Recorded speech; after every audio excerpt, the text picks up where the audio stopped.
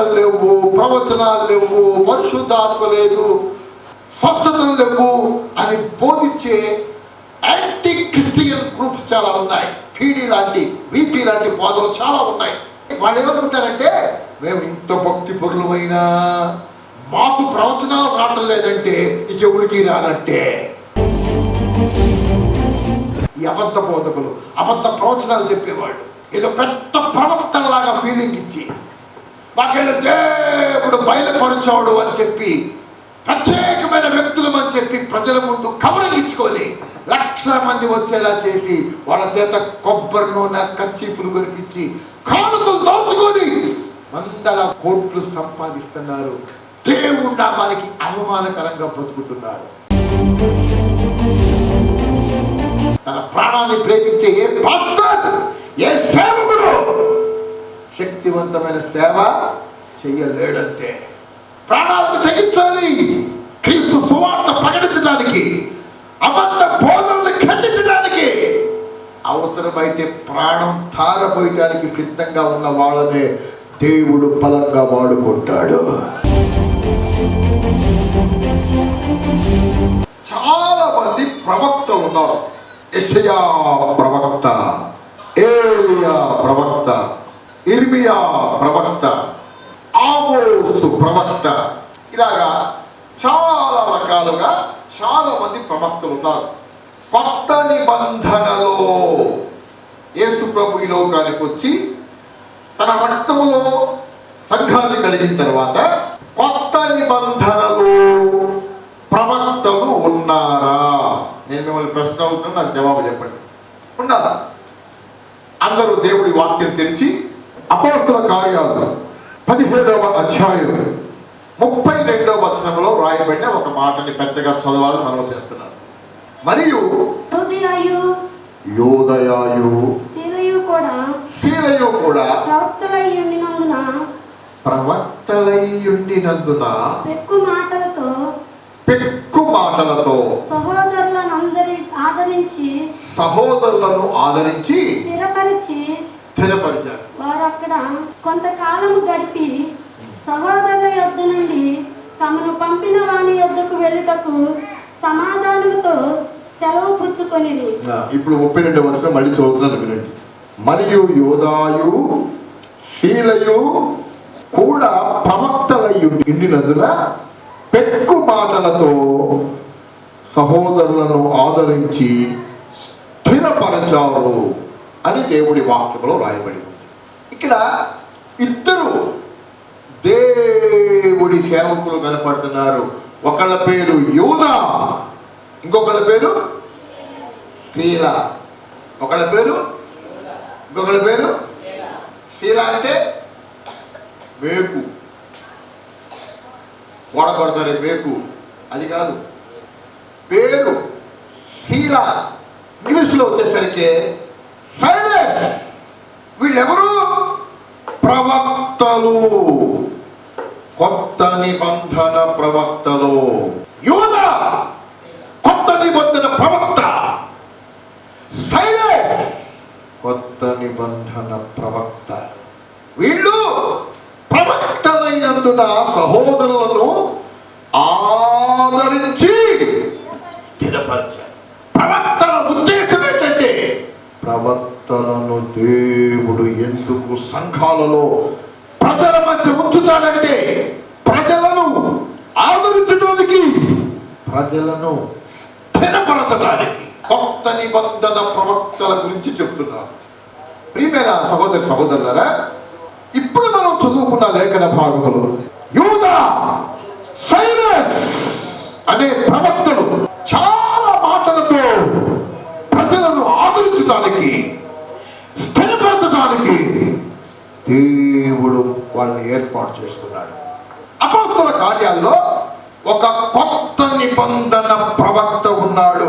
Most powerful profit, చాలా శక్తివంతుడైన కొత్త నిబంధన ప్రవక్త. అగబు అనే ఒక శక్తివంతుడైన ప్రవక్త ఉన్నాడు. అపోస్తల కార్యాల్లో ఈయన మోస్ట్ పవర్ఫుల్ ప్రాఫిట్, చాలా శక్తివంతుడైన ప్రవక్త. ఈయన గురించి చాలా మంది క్రైస్తవులకి తెలియదు. దరిద్రం ఏంటంటే పాస్టర్లు కూడా చాలా మందికి తెలియదు. పాస్టర్లు తెలియని విషయాలు చాలా ఉన్నాయి. అగబు అనే ప్రవక్త 2 శక్తివంతమైన ప్రవచనాలు చెప్పాడు. ఆ చెప్పిన 2 ప్రవచనాలు ఆయన చెప్పిన వెంటనే జరగటం ప్రారంభమయ్యాయి. మొట్టమొదటిగా అపోస్తలుల కార్యాలు 11వ అధ్యాయం 27వ వచనం. ఆ దినములయందు ప్రవక్తలు యెరూషలేము నుండి అంతియొక్కకు వచ్చిరి. వారిలో అగబు అను ఒకడు నిలువబడి భూలోకమంతటా గొప్ప కరువు రాబోతుందని ఆత్మ ద్వారా సూచించాడు. అది కౌదియా చక్రవర్తి కాలమందు సంభవించింది. యెరూషలేము నుంచి అంతియొకయ అనే ఒక పెద్ద సంఘానికి వచ్చాడు. చాలా మంది కొత్త నిబంధన ప్రవక్తలు వచ్చారు. వాళ్ళలో ఒకడి పేరు అగబు. తమడిగా అంతియొకయ సంఘం ముందు నిలబడి ఈయన ఒక ప్రవచనం చెప్తున్నాడు. ప్రవచనం అంటే ఏంటంటే రాబోయే రోజుల్లో జరగబోయేది ముందుగా చెప్పటం. సెమీ క్రిస్మస్లు జరుగుతూ ఉంటాయి. వాటిల్లో ప్రత్యేకంగా చెప్పుకునే ప్రవచనం ఏంటంటే, ఇదిగో కన్యక గర్భవతి కుమారుని కనెను, ఆయనకు ఇమ్మానుయేలు అనే పేరు పెట్టబడుతుంది. 750 సంవత్సరాల కిందట యెషయా అనే ప్రవక్త ద్వారా చెప్పబడ్డ ప్రవచనం కన్యా మరియ జీవితంలో నెరవేరింది. యెషయా ప్రవక్త ప్రవచిస్తున్నాడు, ఇదిగో కన్యక గర్భవతి అయి కుమారుని కంటది, ఆయనకు యేసు అనే పేరు పెట్టబడుతుంది. ప్రియమైన సహోదరులారా, అగబు అనే ప్రవక్త ప్రవచిస్తున్నాడు, భూలోకమంతటా గొప్ప కరువు రాబోతుంది అన్నది దేవుడు అగబు అనే ప్రవక్తకి ఇచ్చిన ప్రత్యక్షత. అది నెరవేరింది, వెంటనే నెరవేరింది. భూలోకమంతటా గొప్ప కరువు వచ్చింది. క్లౌడియా చక్రవర్తి కాలంలో. ఎవరు? ఆ కాలంలో ఉన్న చక్రవర్తి పేరు రోమా చక్రవర్తి పేరు క్లౌడియా. ఈ నీరో చక్రవర్తి, క్లౌడియా, అగస్టస్, వీళ్ళందరూ కూడా రోమా సామ్రాజ్యం ద్వారా ఈ ప్రపంచాన్నంతటినీ పరిపాలించిన నిరంకుశ చక్రవర్తులు. దేవుడు ఎందుకు ప్రత్యేకంగా ఫలానా చక్రవర్తి కాలంలో అది నెరవేరింది అని రాపించాడంటే, క్లౌడియా అనే రాజు యొక్క చరిత్ర ప్రపంచ చరిత్రలో, రోమా చరిత్రలో ఉంటుంది. ఆయన చరిత్రలో ఏముంటుందంటే, ఈయన పరిపాలించిన కాలములో భూలోకమంతటా గొప్ప కరువు వచ్చింది.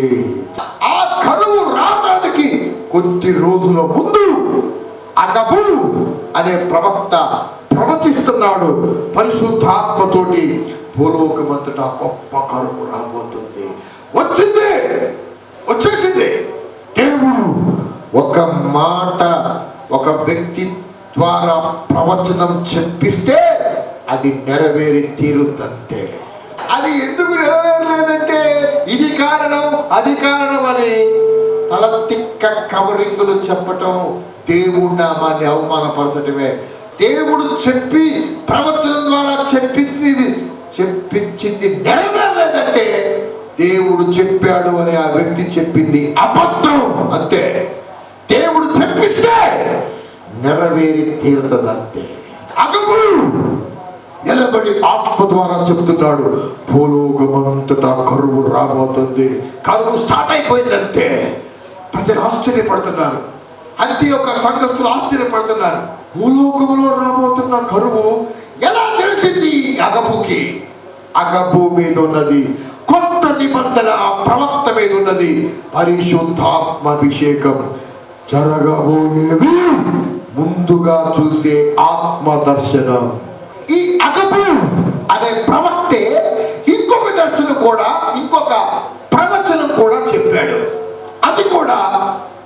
నెరవేరింది.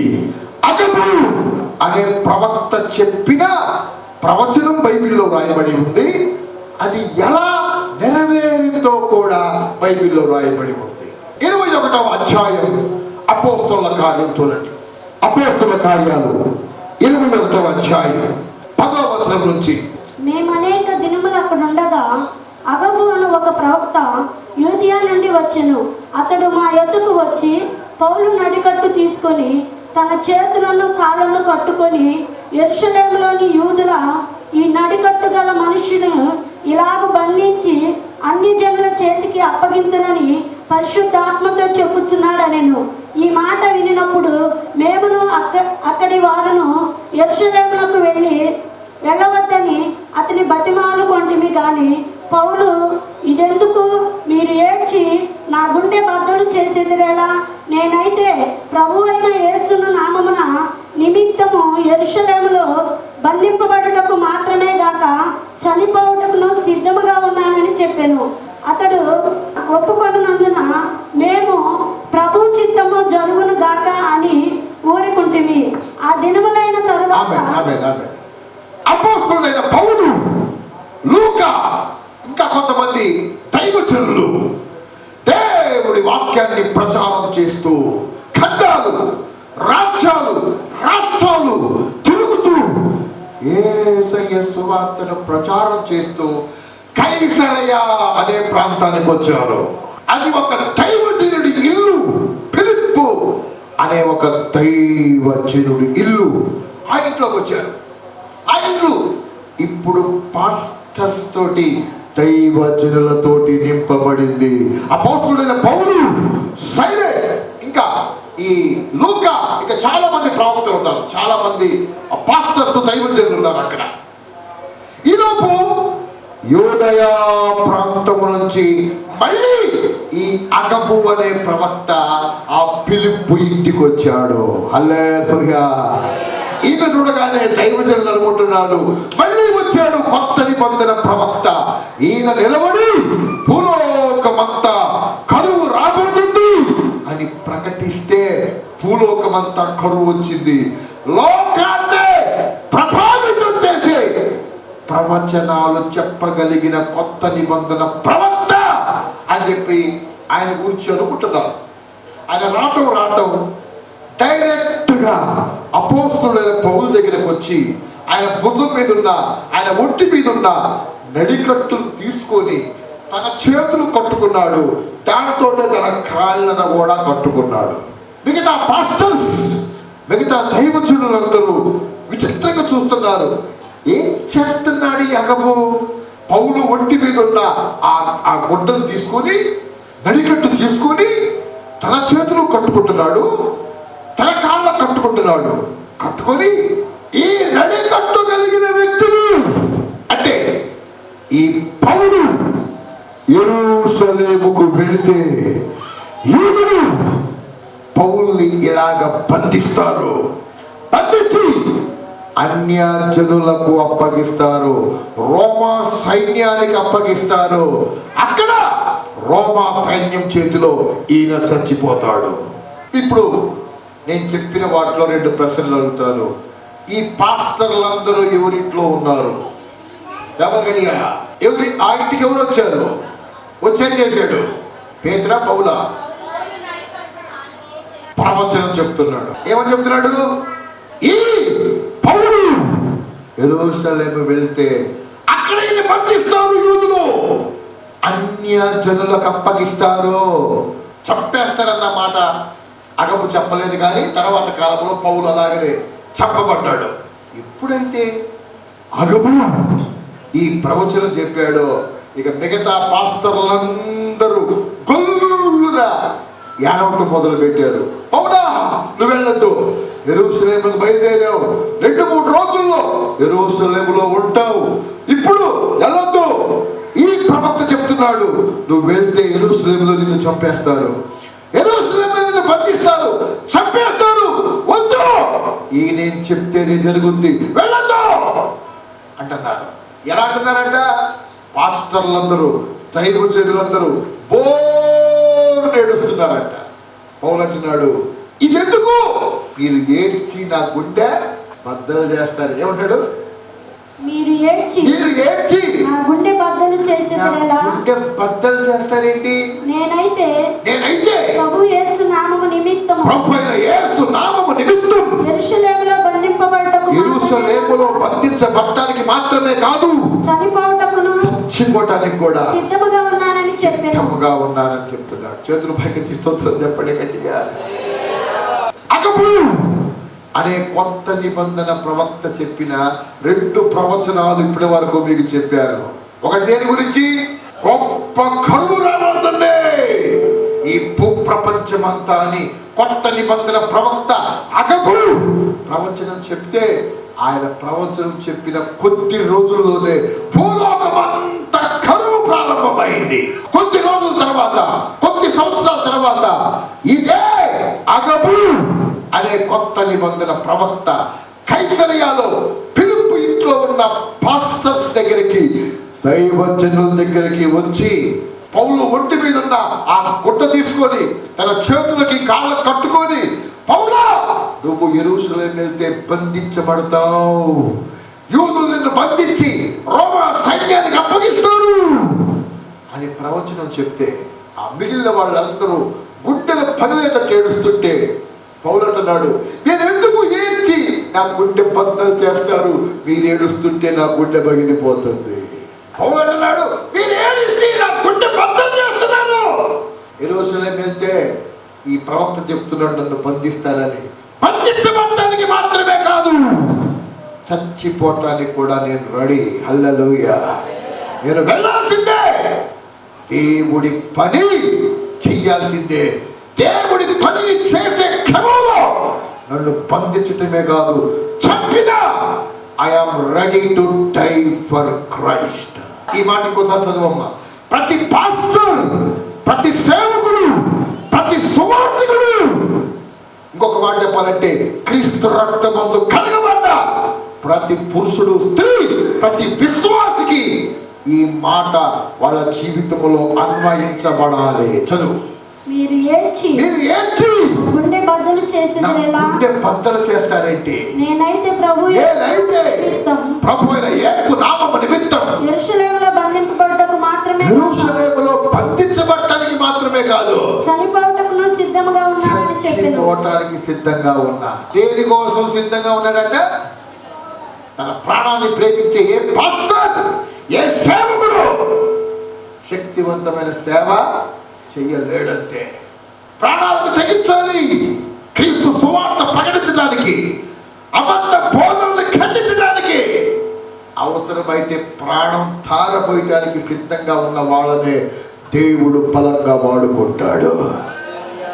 అవసరమైతే నా ప్రాణమైన దేవుడి సేవ కోసం పెడతానన్న కమిట్మెంట్ ఉన్న వాళ్ళనే, ఆ స్త్రీలని, ఆ పురుషుల్ని, ఆ సేవకులను, ఆ సేవకురాండ్రిని దేవుడు బలంగా వాడుకుంటాడు. 21వ అధ్యాయములో 10వ వచనం నుంచి అగబు అనే ప్రవక్త పౌలు గురించిన ప్రవచనం రాయబడింది. కొద్ది రోజులకే, బహుశా ఒక వారం 10 రోజులకే. ఎందుకంటే ఆ కైసరయ నుంచి యెరూషలేముకి ప్రయాణం చాలా దగ్గర, 100 కిలోమీటర్లే. పౌలు బయలుదేరి యెరూషలేములోకి వెళ్ళాడు. 21వ అధ్యాయం ఆఖరి వచనాల్లో పౌలుని బంధించారు. దేవుడి మందిరంలో ఉన్నప్పుడు తమ్మిగా వచ్చారు, చంపబోయారు, రక్తం ధారలయ్యేలా కొట్టారు, రోమా ప్రభుత్వానికి అప్పగించారు. ఆ రోమా ప్రభుత్వం కొద్ది రోజుల తర్వాత పౌలుని నీరో చక్రవర్తి ఆజ్ఞల ప్రకారం తలకాయ నరికి చంపేశారు. పౌలుని ఎలా చంపారు చెప్పండి? చెప్పాలి. ఎలాగ? తలని నరికి దారుణంగా చంపేశారు. అగబు ప్రవక్త ప్రవచనం చెప్తే భూలోకమంతా కరువు వచ్చింది. నా గురించి చెప్తున్నాడు, నేను యెరూషలేముకి వెళ్తే బంధించబడతానని పౌలుకు తెలుసు. అగబు ప్రవక్త పౌలు గురించి ఏం చెప్పాడో రోజుల్లోనే ప్రారంభమైంది, పౌలు జీవితంలో నెరవేరింది. దేవుడు చెప్పిన ప్రవచనం అలాగే ఉంటది, నెరవేరటం మొదలైంది, పూర్తయింది. దేవుడు ఆయనతో చెప్పించిన ప్రవచనం ఎందుకు నెరవేరలేదంటే అని పనికి మాలిన కవరింగ్లు ఎవరన్నా చెప్తున్నారంటే అవి కవరింగ్లే. దేవుడు చెప్పిన ప్రవచనం కాదు. దేవుడు చెప్పించిన ప్రవచనం అయితే నెరవేరి తీరుతుంది. ఈ కాకర్థం 5వ అధ్యాయం 2వ వచనములో యేసు బెత్లెహేములో పుట్టాలి అని ప్రవచనం ఉంది. ఎక్కడ పుట్టాలి? బెత్లెహేము ఎఫ్రాతా, యూదా వారి కుటుంబములలో యోదా వారి కుటుంబములో నీవు స్వల్ప గ్రామమైనను నువ్వు స్వల్ప గ్రామమైనను నా కొరకు ఇశ్రాయేలీయులను ఏలబోవువాడు నీలో నుండి వచ్చును. నీలో నుంచి వస్తాడు. పురాతన కాలము నుంచి శాశ్వత కాలం వరకు ప్రత్యక్షమగుచుండెను. ప్రత్యక్షమవుతున్నాడు. యేసయ్య ఎక్కడ పుట్టాలా? యేసయ్య పుట్టిన తర్వాత సేవ చేసేటప్పుడు పరిసయ్యులు శాస్త్రులు ప్రజలు అనుకుంటున్నారు, ఈయన మెస్సియా అయితే, ఈయన క్రీస్తు అయితే, ఈయన గలిలయవాడు కదా, నజరేతు వాడు కదా, యేసయ్య పుట్టాల్సింది బెత్లెహేములో కదా, ఈయన ఎలా క్రీస్తు అయ్యాడు? ఈయన క్రీస్తు కాదు అంటున్నారు. బెత్లెహేముకి యేసు పెరిగిన గలిలయ ప్రాంతంలోని నజరేతుకి చాలా దూరం. అది ఆ చివరైతే ఇది ఈ చివర. ఈయన గలిలయుడు, నజరేయుడు, మెస్సియా పుట్టాల్సింది, క్రీస్తు పుట్టాల్సింది బెత్లెహేములో. ఈయన క్రీస్తు కాదంటున్నారు. వాళ్ళకి తెలియని సత్యం ఏంటంటే యేసయ్య పుట్టింది బెత్లెహేములోనే. ఈ ప్రవచనం నెరవేరటానికి దేవుడు చక్రవర్తుల హృదయాలనే తాకాడు. ఎలా? బెత్లెహేములో, దావీదు పెరిగిన ప్రాంతం బెత్లెహేము, దావీదు వంశములో నుంచి వచ్చిన వాడే మరియ భర్త అయిన యోసేపు. మనకు ఒక పాత కాలపు సామెత ఉంది, వాడలు బళ్ళు అవుతాయి, బళ్ళు వాళ్ళు అవుతాయి. మరియ భర్త అయిన యోసేపు బెత్లెహేములో ఉంటున్న కాలములో వాడలు బళ్ళైంది. వాళ్ళ పితరులు దావీదు, సొలొమోను, రెహబాము, హిజ్కియా, ఆసా, యెహోషాపాతు లాంటి రాజులు పరిపాలించిన యోసేపు పితరులు. యోసేపు కాలం వచ్చేలేకే బహు పేదవాడైపోయాడు. తినడానికి తిండి లేక బ్రతకడానికి బెత్లెహేము విడిచిపెట్టి ఆ దేశపు చివర గలిలయ ప్రాంతములో నజరేతు అనే పట్టణానికి వలస వెళ్ళి బతుకు తెరువు కోసం అక్కడ బతుకుతున్నాడు. అక్కడ యుక్త వయసు వచ్చేసరికి యేసేపు తల్లిదండ్రులు యేసేపుకు పెళ్లి చేద్దామని పెళ్లి చూపులు చూస్తే ఆ పెళ్లి చూపుల్లో కన్యా మరియా సెట్ అయింది. ఇద్దరికి ప్రధానం కూడా. ఆ రోజుల్లో ప్రధానమైతే 90% 90% పెళ్ళైనట్టే. వాళ్ళిద్దరూ ఏకముఖాత మునుపు గబ్రియల్ దూత మరియ దగ్గరికి వచ్చి అంటుంది, మరియా నువ్వు పరిశుద్ధాత్మతో కుమారుని కనబోతున్నావు. మరియ అంటుంది, నేను పురుషుడు ఎరగందానిని. నాకు ఎలా జరిగిందంటే పరిశుద్ధాత్మ నీ మీదకి దిగి వస్తదే. మరియ గర్భవతిని తెలిసి యోసేపు అనుమాన పడుతుంటే గబ్రియల్ దూత మళ్ళీ యోసేపుతోటి మాట్లాడి నీ భార్య పరిశుద్ధాత్మ ద్వారా గర్భం ధరించింది. హల్లెలూయా. నజరేతులోనే మరియకి పరిశుద్ధాత్మ ద్వారా గర్భం ధరించింది. నెలలు నిండాయి. ఇక ప్రసవం అయిపోతే అక్కడే ప్రవచనం చెప్తుంది, మెస్సియా క్రీస్తు నజరేతులో పుట్టకూడదు. ఎక్కడ పుట్టాలా? బెత్లెహేములో పుట్టాలి. హల్లెలూయా.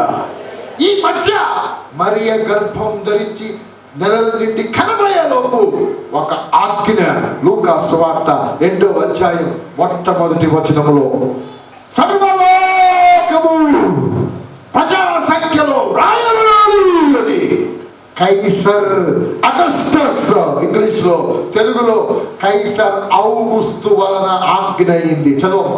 ఆ దినములలో సర్వలోకమునకు ప్రజా సంఘం రాయవలెనని కైసరియా అగుస్తుల వలన ఆజ్ఞ ఆయను.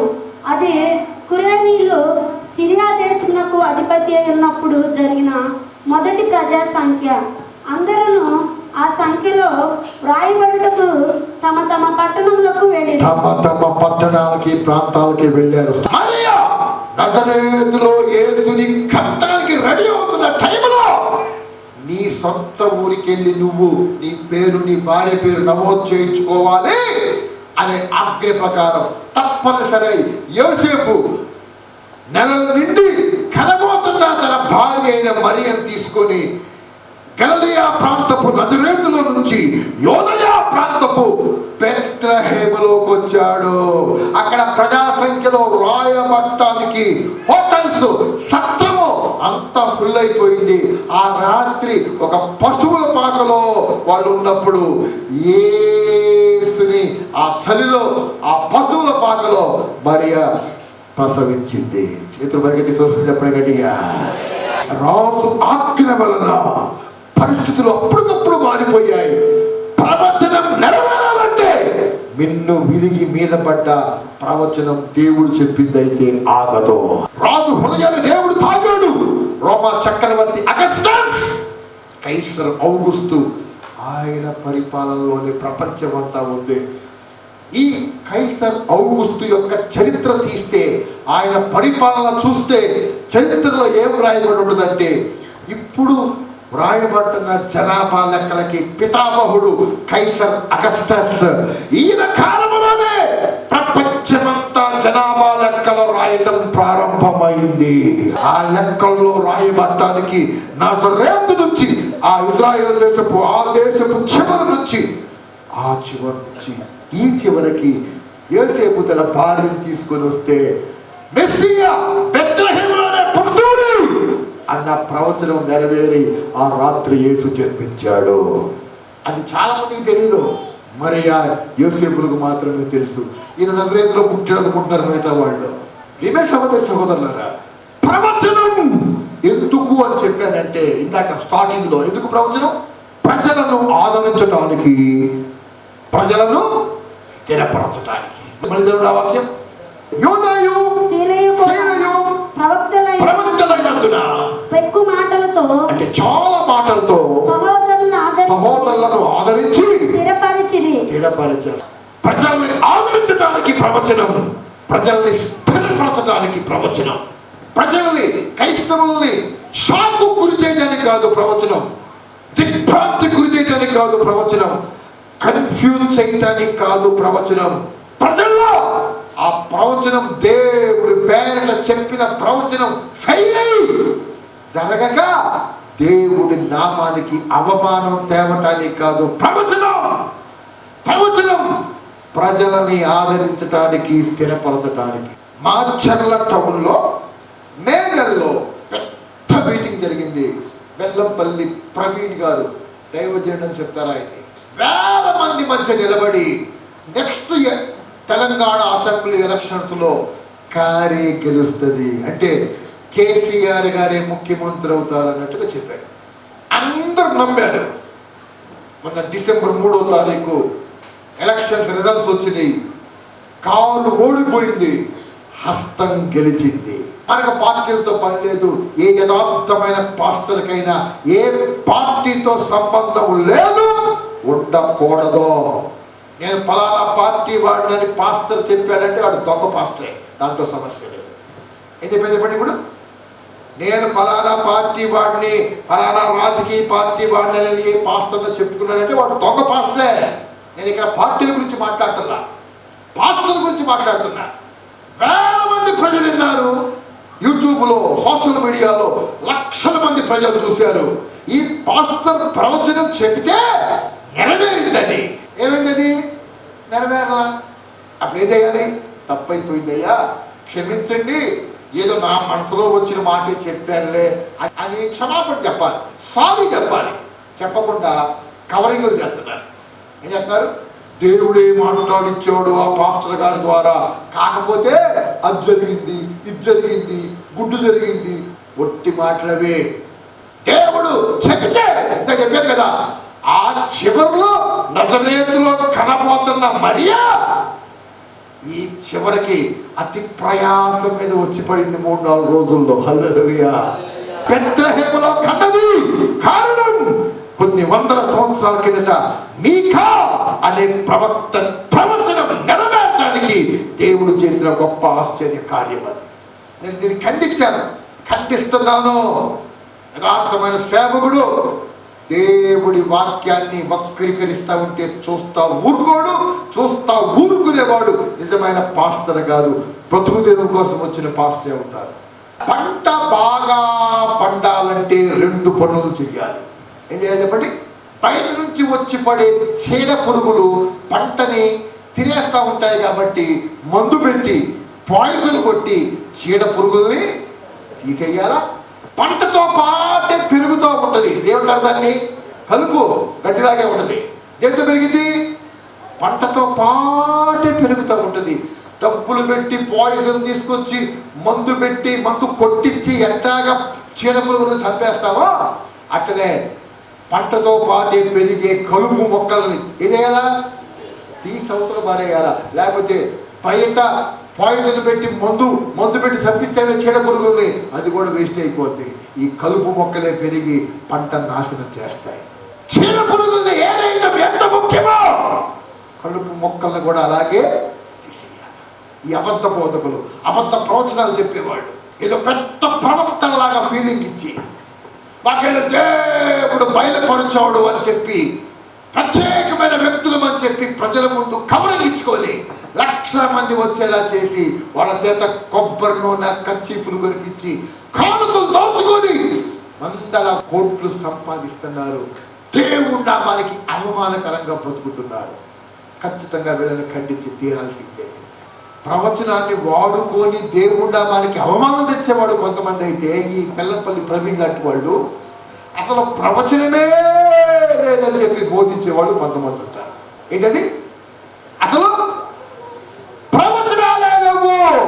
కొత్త నిబంధనలో ప్రవక్తలే లేరు. పాత నిబంధనలోనే ప్రవక్తలతోటి పని ఆగిపోయింది. కొత్త నిబంధనలో ప్రవక్తలు లేదని బోధించే దౌర్భాగ్యులు చాలా మంది ఉన్నారు. దేవుడి వాక్యం చెప్తుంది, అగబు కొత్త నిబంధన ప్రవక్త, సౌలు కొత్త నిబంధన ప్రవక్త, యూదా కొత్త నిబంధన ప్రవక్త, సైరస్ కొత్త నిబంధన ప్రవక్తలు. వీళ్ళు ఎందుకు నియమించాడు దేవుడు కొత్త నిబంధన ప్రవక్తలంటే? ప్రజలను ఆదరించడానికి, ప్రజలను దేవుడిలో స్థిరపరచడానికి. అపోస్తల కార్యం 2వ అధ్యాయం 17వ వచనములో చాలా స్పష్టంగా అపోస్తలుడైన పేతురు అంటున్నాడు, అంచె దినములలో మనుషులందరి మీద నా ఆత్మను నేను కుమ్మరించేటప్పుడు మీ కుమారులు మీ కుమార్తెలు ప్రవచిస్తారు. స్తోత్రం చెప్పండి గట్టిగా దేవుడికి. భాషలు లేవు, ప్రవచనాలు లేవు, పరిశుద్ధాత్మ లేదు, స్వస్థతలు లేవు అని బోధించే యాంటీ క్రిస్టియన్ గ్రూప్స్ చాలా ఉన్నాయి. పీడీ లాంటి, విపి లాంటి బోధలు చాలా ఉన్నాయి. వాళ్ళు ఏమనుకుంటారంటే, మేము ఇంత భక్తి పరులమైనా మాకు ప్రవచనాలు రావటం లేదంటే ఇక ఎవరికి రానంటే. ఒక ఆయన ఉన్నాడు, ఆయన దగ్గర డబ్బులుంటే జనమందరి దగ్గర డబ్బులున్నాయే, అందరూ బాగున్నారని చెప్తాడు. ఆయన దగ్గర డబ్బులు లేకపోతే జనం దగ్గర ఎవరి దగ్గర డబ్బులు లేవు, అందరి దగ్గర దరిద్రమే అంటాడు. మీ దగ్గర లేకపోతే జనం దగ్గర ఉంటాయి. ఈ పీడీ విపి ఈ బ్యాచ్ ఒకటి ఉంది, ప్రవచనాలు లేవు అని చెప్పే బ్యాచ్. మీకు పరిశుద్ధాత్మలో ప్రార్థన చేయడం తెలియదు, వీళ్ళకి దేవుడి సన్నిధిలో కోరసాటం తెలియదు, ప్రవచన వరాన్ని పొందుకోవటం తెలియనప్పుడు నోరు మూసుకొని ఉండాలా? మాకు లేదు కాబట్టి ఇంకెవరికి లేదంటే ఏలియా అంతటో దేవుడు అంటున్నాడు, నోరు మొయ్ అంటున్నాడు దేవుడు.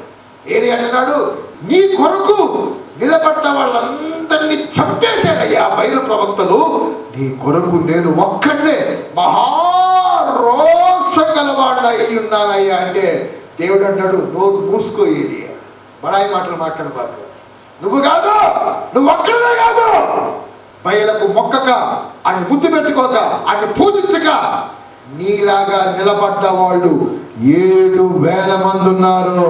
చేతుల పైకెత్తి దేవుడికి స్తోత్రం చెప్పండి గట్టిగా. మొదటి రాజుల గ్రంథం 19వ అధ్యాయంలో దేవుడు ఈ మాటలు మాట్లాడుతున్నాడు. ఏది అనుకుంటున్నాడు? నేను ఒక్కడే మహారోషం కలిగి నిలబడ్డ మాట నిజమే. ఆ మాట దేవుడితో అంటే దేవుడు అంటాడు, బడాయి మాటలు మాట్లాడతావు, నీలాంటి వాళ్ళు ఇంకా నాకు 7,000 మంది ఉన్నారు. ఎంతమంది?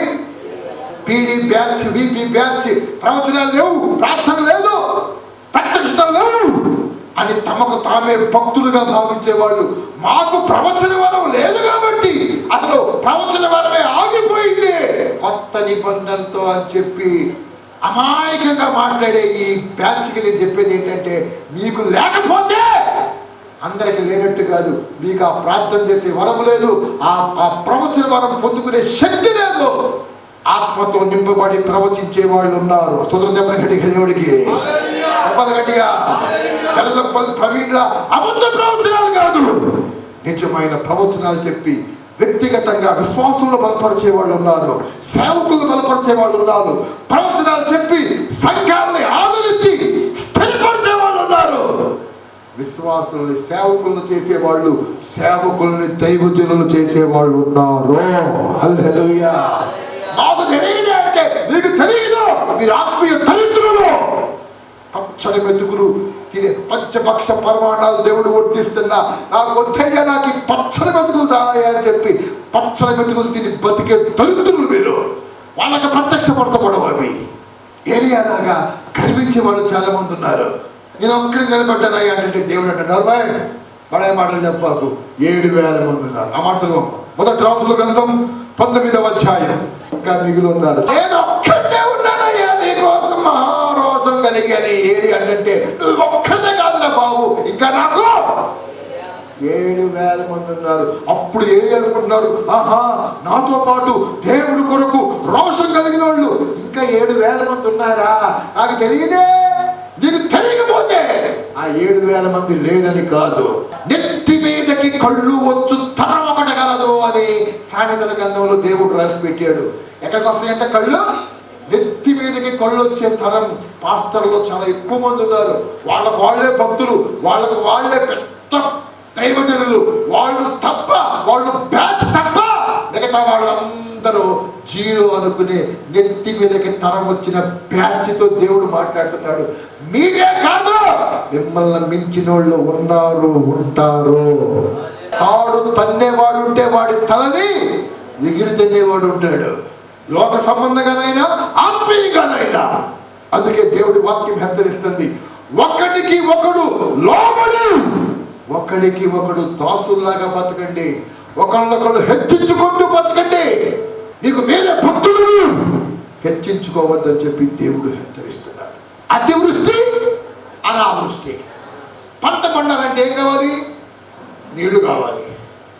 నీళ్లు కావాలి కదా అని చెప్పి 5 రోజులు ఎడతెరిపి లేకుండా ఫుల్గా వర్షం పడింది అనుకోండి, ఆ పంట ఏమైంది? ఉరకొచ్చి ఉరకనే పోద్ది. ఏమైతే ఉరకొచ్చింది, ఉరకనే పోద్ది. నీళ్లు లేకపోతే ఎండిపోద్ది. ఎండిపోయి ఎండిపోయి ఎండిపోయి పతనమైపోద్ది, చేతికి రాదు. నీళ్లు లేకపోయినా చేతికి రాదు, నీళ్లు ఎక్కువైనా చేతికి రాదు. ఎంత ఉండాలా? తగు మాత్రం ఉండాలా. తగు మాత్రము నీరు పంటకు ఎంత కావాలో అంత నీరే కావాలి. ఏదైనా ప్రవచనం అవసరం. ఈ ఆఖరి కాలంలో దొంగ ప్రవచనాలు కాదు, ప్రజల్ని ఆదరించే ప్రవచనాలు, ప్రజల్ని బలపరిచే ప్రవచనాలు, ప్రజల్ని స్థిరపరిచే ప్రవచనాలు.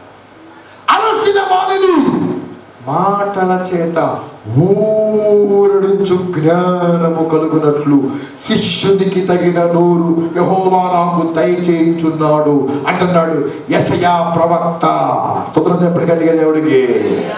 అలసిన వాణిని మాటల చేత ఊరడించే జ్ఞానం. ప్రియమైన సహోదరి సహోదరులారా, అందరికీ ఈ సందేశం అర్థం కాకపోవచ్చు, కానీ అర్థం చేసుకున్న వాళ్ళు దీవించబడతారు.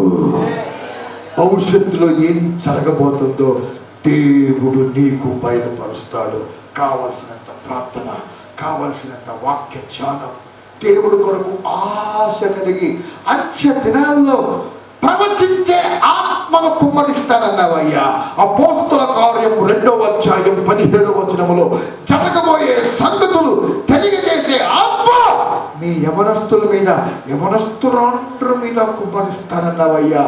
దర్శనాలు, ప్రత్యక్షతలు చూసే ఆత్మ ఆత్మను కుమ్మరిస్తానన్నావయ్యా, ఆ ఆత్మ నాకు కూడా దయచేయ్యా.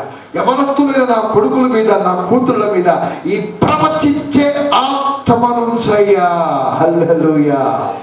ఇందాక మనం చదువుకున్నాం, కైసరయాలో అపోస్తల కార్యం 21వ అధ్యాయంలో ఫిలిప్పు అనే దైవజనుడి ఇంట్లో పౌలు, లూకా వీళ్ళందరూ సమకూడినప్పుడు అగము వచ్చి ప్రవచించింది కైసరయ ఇంట్లో. ఆ కైసరయ పట్టణంలో ఫిలిప్ ఇంట్లో. ఆ ఫిలిప్పుకు 4 కుమార్తెలు ఉన్నారంట. 4 ప్రవచించేవాళ్ళే. హల్లెలూయా. అద్భుతమైన మాట చదవమ్మా. ఫిలిప్పు ఇంట ప్రవేశించి అతని యొద్ద ఉంటిమి. కన్యకలుగా ఉన్న 4 కుమార్తెలు అతనికి ఉండిరి. ఫిలిప్పుకున్నారు. వారు ప్రవచించేవాళ్ళు. స్తోత్రం చెప్పగలిగే దేవుడికి. ఫిలిప్పు 4 కుమార్తెలు ఏం చేస్తారంట? ప్రవచనాలు చెబుతారంట. ఫిలిప్పు కుమార్తెల మీదకి వచ్చిన ప్రవచించే ఆత్మ మన సంఘంలో ఉన్న విశ్వాసుల కుమార్తెలు, కుమారుల మీదకి అందరికీ వచ్చును గాక. ప్రవచించే ఆత్మ, ప్రవచనాలు చెప్పే ఆత్మ. ముందు కాలంలో ఏం జరగబోతుందో ఇప్పుడే చెప్పాలా? చెబితే జరిగి తీరాలంతే. చూడండి ఎప్పటికడిగా దేవుడికి. చాలా మంది చూస్తున్నాను నేను, చాలా సంఘాలు తిరుగుతున్నాను నేను. ఏదైనా సంఘటన జరగగానే నిజమే, రాత్రి నాకు కలొచ్చింది, రాత్రి నాకు కలొచ్చింది, ఇది జరిగిందని చెప్పి తర్వాత జరగకముందే చెప్పాలా? ఏం చెప్పాలా? నాకు ఇలా కలొచ్చింది, నీకు ఇలా జరగబోతుంది చెప్పితే జరిగి తీరాలా. తొందరగడికి దేవుడికి. జరగక ముందే చెప్పాలా, చెప్పిన తర్వాత జరగాలంతే. ఇక ప్రత్యక్షంగా చూడాలా కార్యాన్ని. దేవుడి ఆత్మశక్తినిస్తుంది, స్పిరిట్ ఆఫ్ ద. ఎందుకంటే అంచె దినములలో మనుషులందరి మీద ఆత్మను కుమ్మరిస్తానన్న వాగ్దానం సిద్ధంగా ఉంది. పెంతెకోస్తు దినాన దిగి వచ్చిన పరిశుద్ధాత్మ యేసయ్య రాకడ వరకు ఈ ప్రపంచమంతా సంచారం చేస్తూ, సంఘాలను బలపరుస్తూ యవనస్తుల మీదకి దిగి రావడానికి సిద్ధంగా ఉంది. అటువంటి ప్రవచించే ప్రవక్తల ఆత్మ చేత దేవుడు మనల్ని, మన బిడ్డలందరినీ నింపును కాక.